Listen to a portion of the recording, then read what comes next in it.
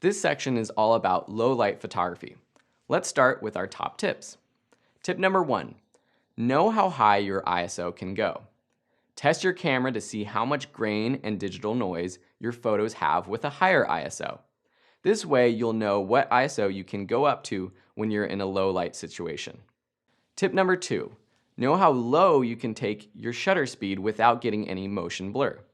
Is it 1/60th, 1/30th, or maybe even 1/15th? Can you hold your camera that steady? If you can, great. That allows you to expose properly in low light. If you can't, you'll need to compensate with a higher ISO. Tip 3, shoot wide open.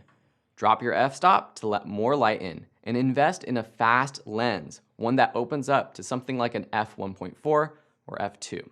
Tip 4, use manual focus. Often in low light, your camera won't be able to automatically focus properly. Plus, it might be shining a distracting red light on the subject to try to read the focus. Practice your manual focus to be able to do so quickly when auto doesn't work well. Tip 5, use stabilization.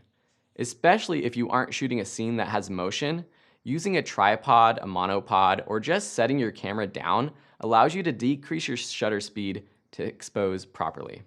With these tips, you'll be well on your way to improving your low light photography.